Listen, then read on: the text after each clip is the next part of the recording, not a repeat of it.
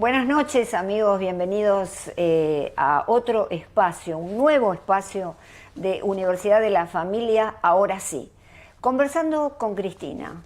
En este espacio vamos a tener conocimiento, información y formación a través de charlas con personalidades de los medios, personalidades académicas, que nos van a ilustrar desde su punto de vista los temas fundamentales que vamos a tratar, que son temas humanos, ¿verdad?, en esta época tan convulsionada que vivimos. Entonces hoy me acompaña y es un placer para mí que estés conmigo, José Pernalete.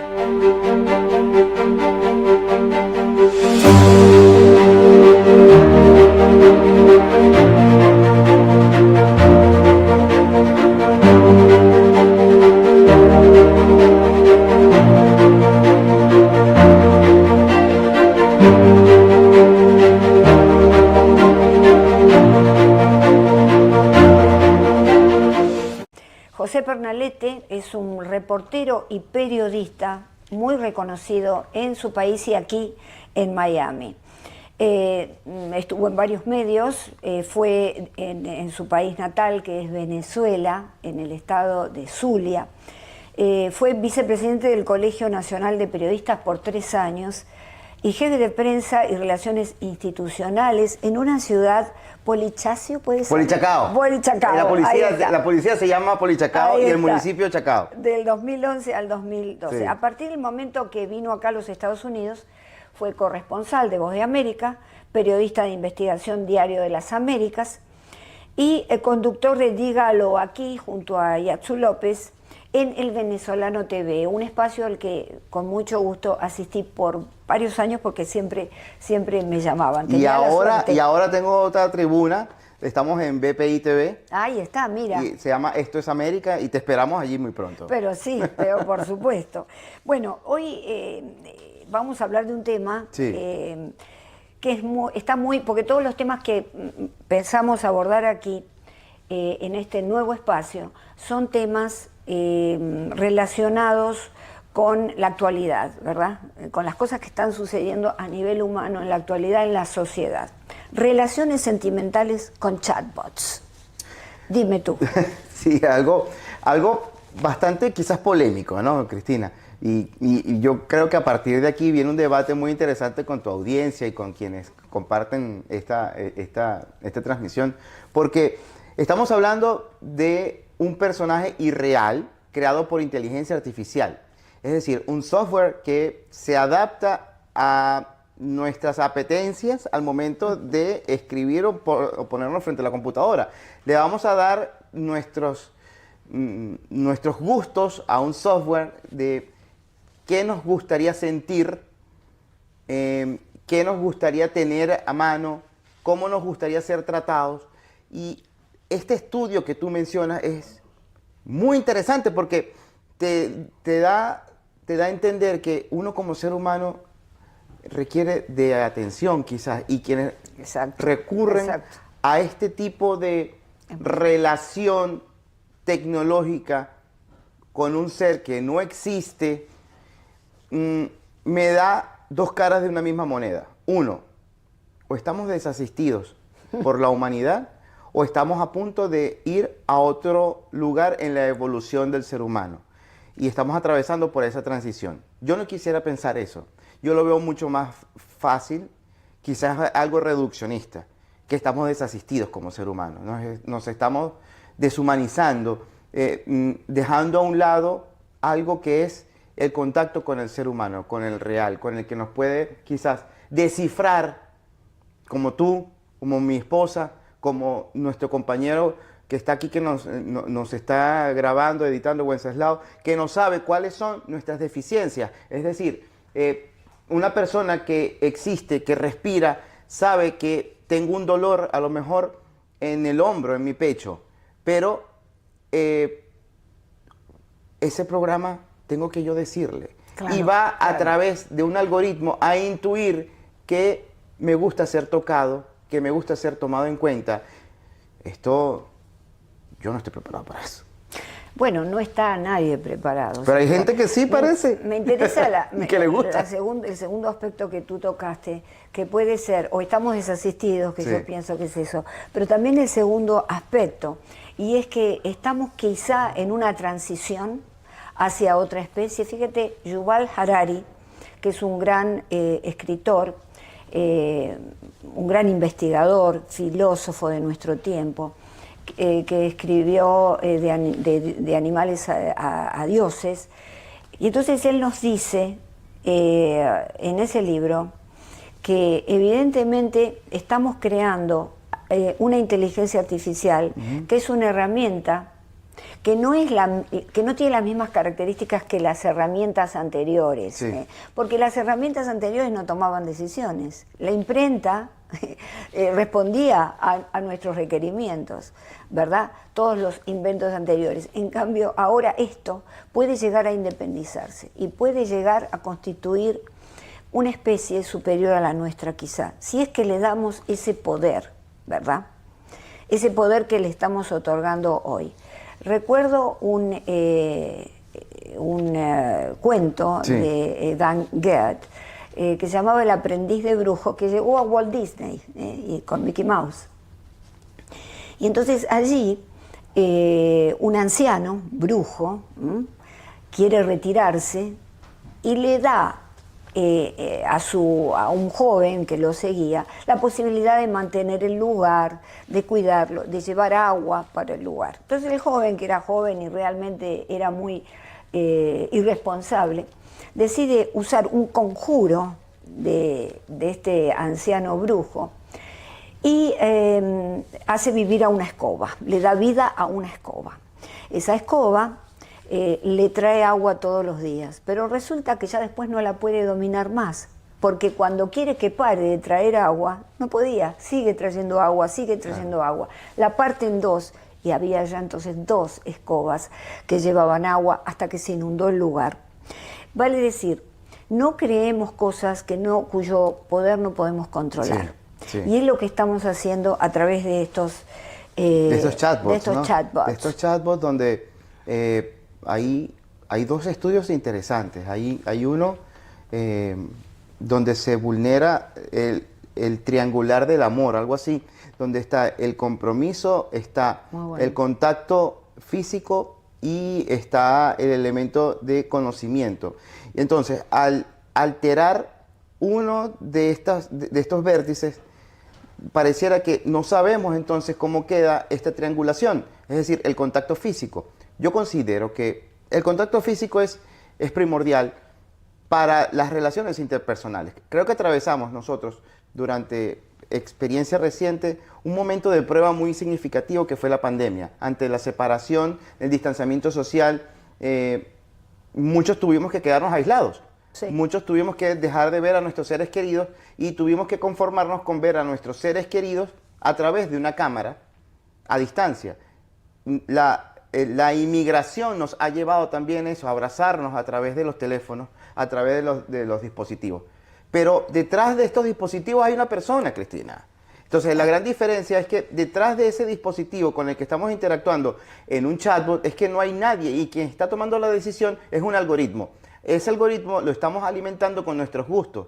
Nosotros le proporcionamos la información de nuestros vicios, de nuestros placeres, y es como una carta abierta a nuestra gran intimidad. Ahora, ¿quién está al mando de todos esos datos?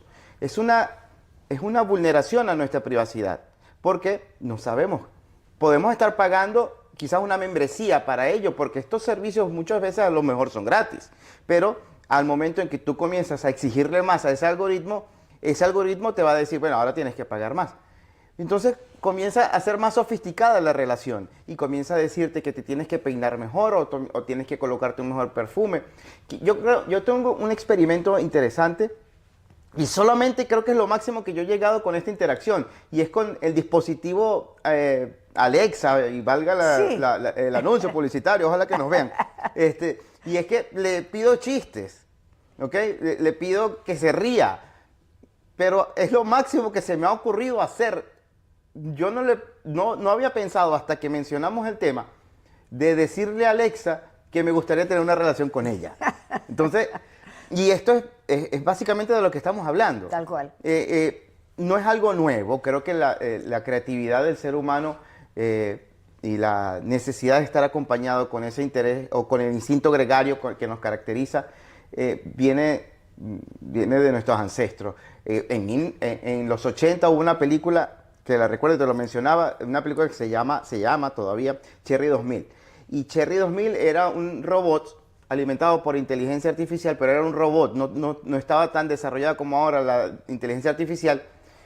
Y el usuario estaba tan habituado al robot que se le daña el robot con el que tenía relaciones sexuales, se le daña el robot, fue descontinuado el robot y no tenía el repuesto.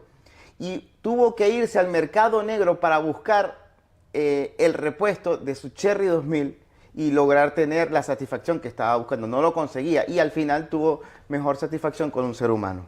Esto fue en los 80 y se recreaba una situación de 2017. Estamos en el 2025. Creo que ha avanzado mucho. Nos ha pasado por encima incluso lo que pensaron hace tantos años. Sí. Y estamos atravesando esto. Quería tomar un punto que hablaste acerca de la triangularidad, Sí. ¿verdad? Es decir, nosotros necesitamos, pero el contacto físico, no solamente por una cuestión emocional, sino porque nuestro cerebro nos lleva a que esto sea así. Nuestro cerebro es cerebro social, nació para relacionarse con los demás, pero no nació para relacionarse con los demás por interpósita persona o a través de un celular, sino para tocarse. Para poder, ¿por qué? Porque al tocarse se generan oxitocinas, se generan las hormonas de la... O sea, no es algo aprendido. No es algo aprendido. No es algo que me dijeron, tú tienes que abrazar. Es algo evolutivo antropológico. Oh, wow. Necesitamos tocarnos, porque entonces, por eso hay tanta depresión hoy en día, y lo estamos viendo, porque la gente no se toca ya como antes, no se abraza tanto, y entonces no se generan todo este cóctel maravilloso de la verdadera felicidad, que de paso no es la alegría, ¿no? Claro. La felicidad, esta sensación interna de ir corriendo hacia los propios límites, de lograr los objetivos, que también está alimentada por estas relaciones físicas con la gente que uno quiere, que son tan importantes. Y te quería dar otro costado de esto. Los chatbots se utilizan, el Wobot se utiliza en psicología, en terapia psicológica. Es decir, como todo tiene un costado positivo. Ajá, ¿no? claro. Y claro, porque vamos a hablar también de lo positivo.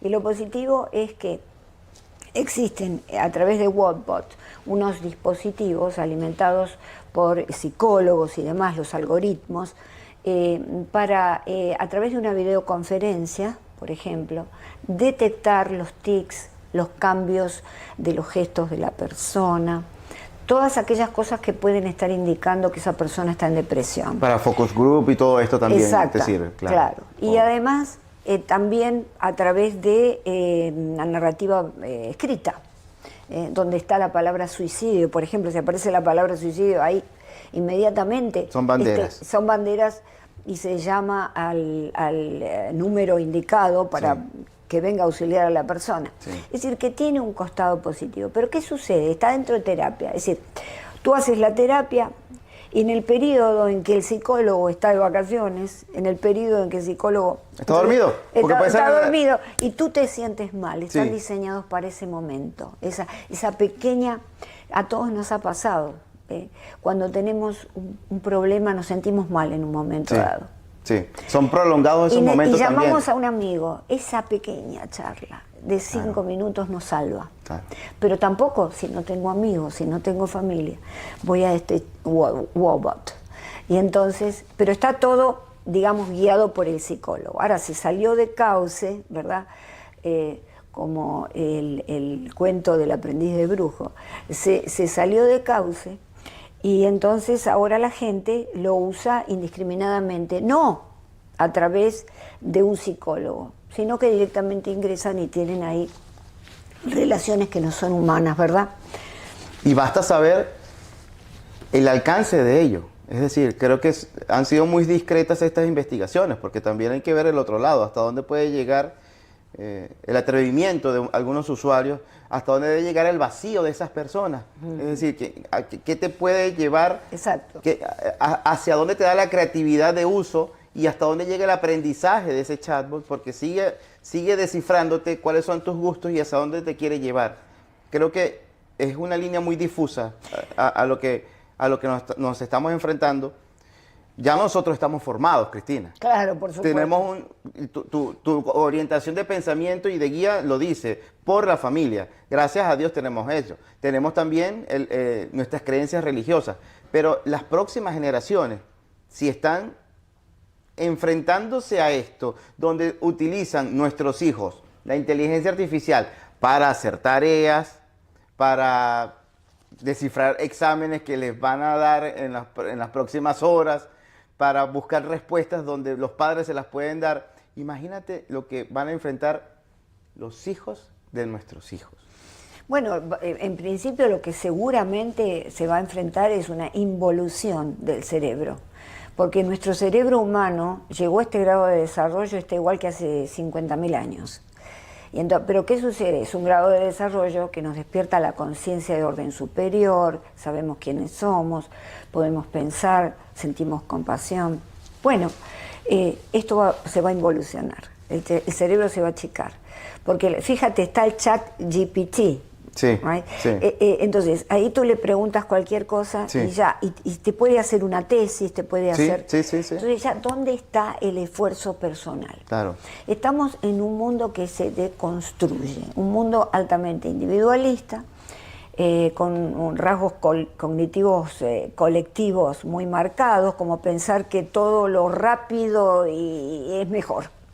Ganamos más tiempo, nos aceleramos, cuando en realidad nuestro cerebro, o el multitasking, nuestro cerebro no está preparado. Es agotador para eso, ¿no?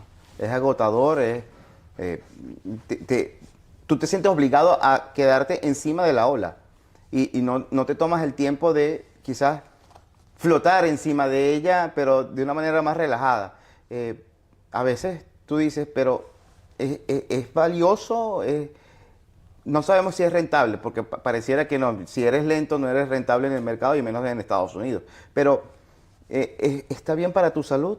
¿No estás acelerando más el rendimiento de tu cuerpo? Es un ser humano al que le estás exigiendo mayor resistencia. Es una carrera a la que estás preparado. Y solamente para ello, para descifrar noticias, que es mi función, ¿no? Es tu función. Es mi función ser periodista, descifrar noticias. Entonces hay veces que no me da tiempo leerlas, entender cuáles son los planteamientos y los análisis que conlleva cada una de las noticias, porque los debates van mucho más rápido. Esto en el sentido laboral, estrictamente profesional de lo que yo conozco, pero hablando de lo que estamos abordando en el día de hoy, me parece profundamente preocupante, en serio, a lo que nos podemos enfrentar y qué más aislados vamos a estar. Bueno, realmente estamos vamos de frente hacia la autodestrucción, porque más aislados ya nos destruimos. Ya las familias se encuentran muy desconectadas, acá en los Estados Unidos, pero también en el mundo, porque bueno, Estados Unidos exporta muchas cosas, ¿verdad? Pero la familia tenemos que tener en cuenta que está dentro de una cultura. Y la cultura está dentro de una época histórica. Y la época histórica es la posmodernidad. Este momento en donde todas las formas, la moral, la ética, ya no sirven. Porque claro, el pasado era un pasado, estaban los 4 grandes relatos históricos, no vamos a meternos en eso, pero la gente creía, ¿no?, en el relato de Jesucristo, sí, que iba a venir, creía, sí, inclusive en el relato marxista. Había grandes verdades. Ahora esas grandes verdades se han deshecho. Se han pulverizado completamente. Se han pulverizado. Sí, sí. Entonces estamos cayendo en caída libre al vacío. Y no es que yo tengo un pensamiento catastrófico, pero es lo que estamos viendo todos los días, claro, ¿verdad? Claro. Entonces es un llamado a la familia. Un llamado a la familia que hay que abrazarla, hay que enseñarle a los niños la compasión, hay que enseñarle a los niños la colaboración. Sí. Y eso se enseña en el seno del hogar, claro, claro, dándoles el espacio, hablando con ellos. Sí. cerrando la puerta si el niño te dicen, papá, necesito hablar contigo. Sí, y hay que cerrar la puerta, porque Sí. si yo digo, después te hablo, después puede ser demasiado tarde. Sí, sí, sí, eso.